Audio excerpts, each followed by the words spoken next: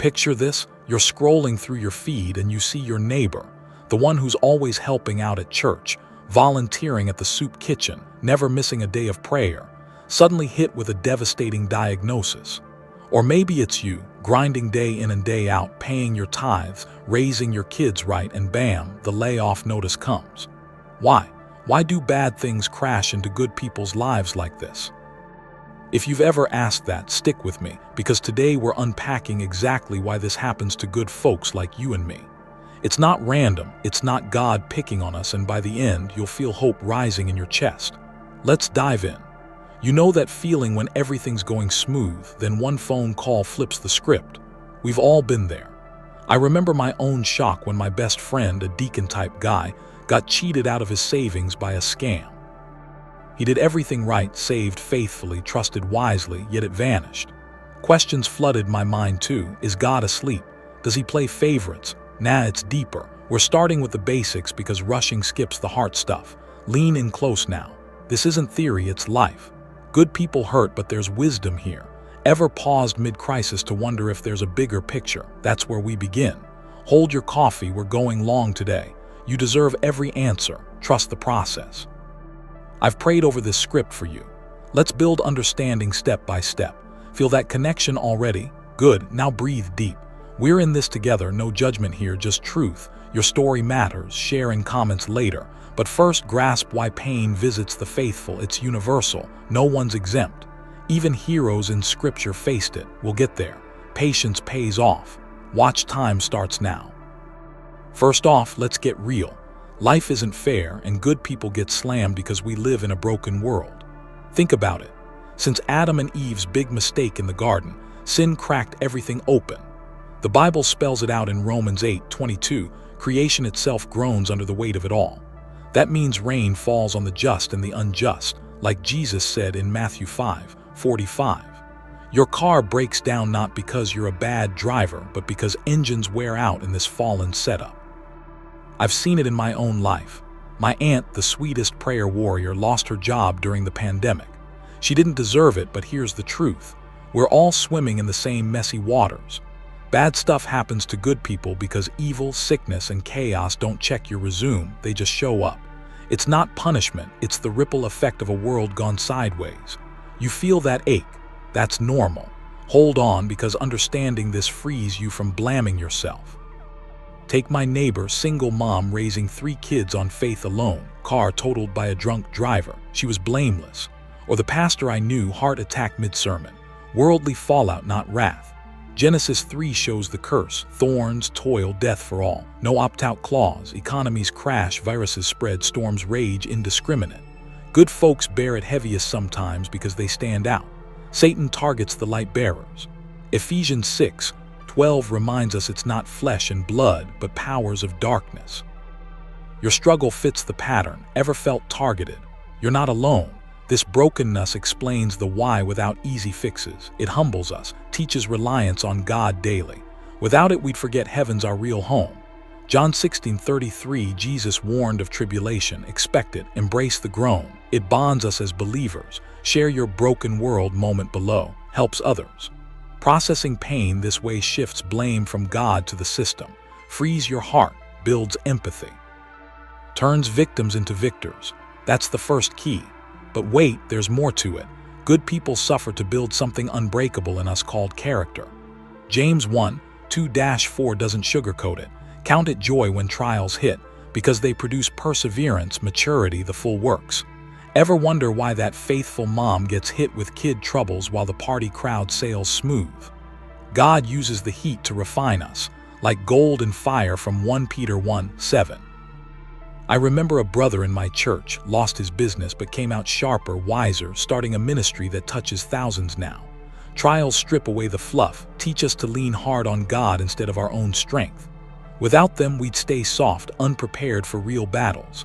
It's emotional, yeah, nights crying out, "Why me, Lord?" But flip the script. Those scars, they're your testimony badges. Good people endure this to emerge stronger, not broken. Consider David, fled Saul's spears, yet penned psalms of power. Pressure forged his kingship.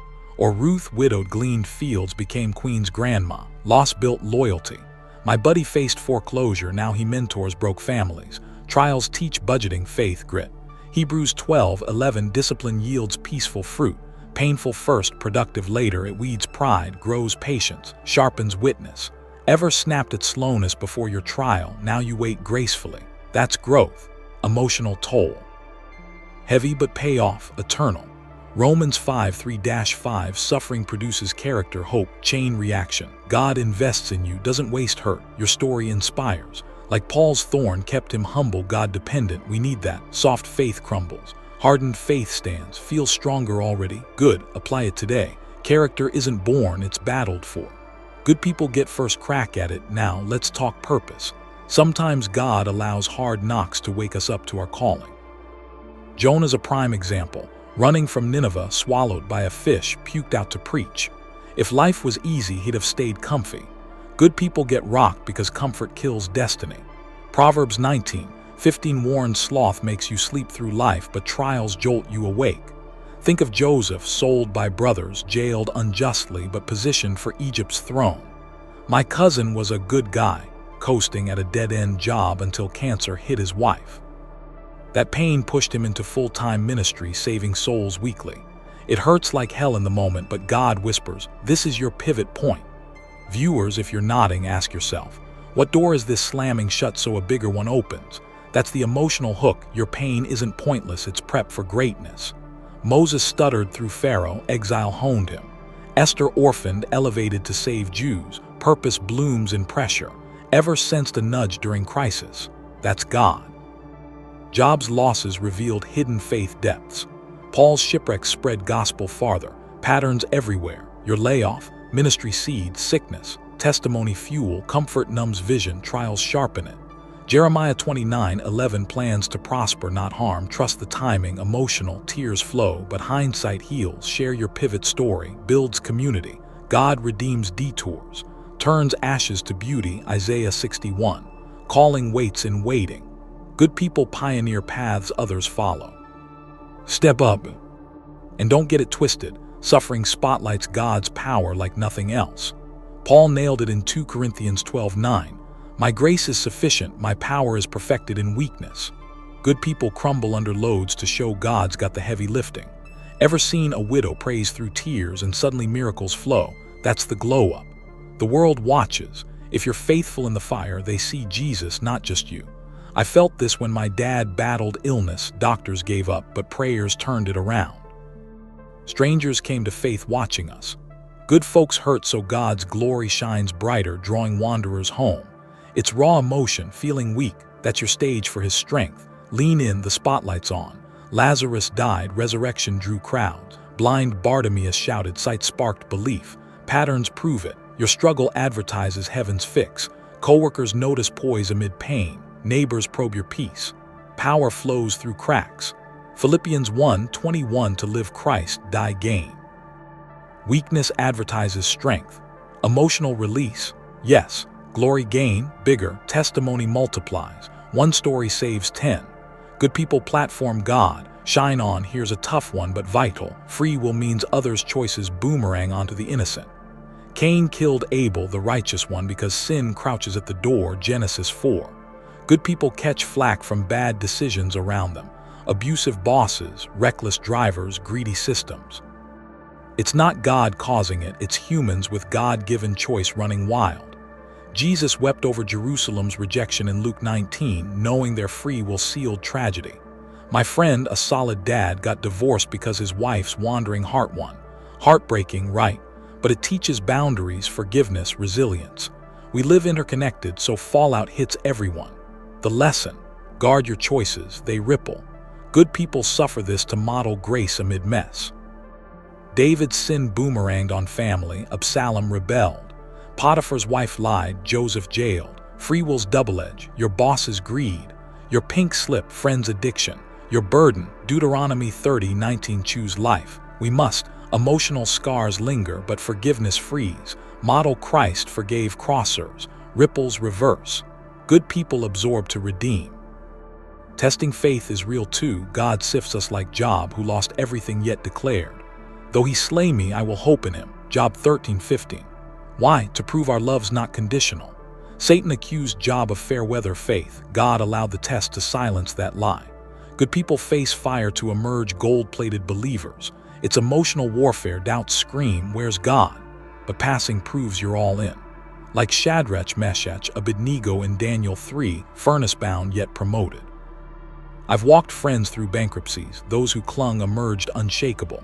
Trials test, yes, but they certify your faith for eternity's crown. James 1:12. Feel the weight, that's the forge of forever faith. Abraham's Isaac test birthed nations. Peter's denial forged apostleship. Tests purify, doubts dissolve. Loyalty locks in. Emotional peaks, intense. Rewards, infinite. Good people pass prime time. Finally, brothers and sisters, this all points to Jesus, the ultimate good man who suffered most. Isaiah 53:5 says he was pierced for our transgressions, crushed for our iniquities. If the sinless Son endured cross-level pain, why expect smooth for us? His suffering bought our redemption, turning curses to blessings. Good people hurt because we're in his footsteps. Romans 8:17, heirs with Christ, sharing his sufferings for glory. That car wreck, that betrayal, that diagnosis. Echoes of Calvary, but with resurrection power. Hang on through the storm, dawn breaks. You've made it this far. Share below. What's your why story? Hit like, subscribe for more real talk on anything godly. God's got you. See you next time. Jesus wept, bled, rose, model for us. Peter crucified upside down, legacy lives. Your cross carries glory, emotional close, hope surges, live it out. And there you have it, family. That's the real talk on why good people like you face these storms, but always with God's hand guiding through. You've stuck with me this whole journey, letting these truths sink deep into your heart. And I know that hope is stirring right now because his promises never fail. If this hit home, if it lifted even a little weight off your shoulders, smash that like button, drop your why me story or a prayer request in the comments. Let's lift each other up. And most importantly, hit subscribe and tap the bell so you never miss these life-changing chats on anything godly. We need you back here next time because together we're stronger and God's got more breakthroughs waiting just for you. Walk in that peace today. Love you all. See you soon.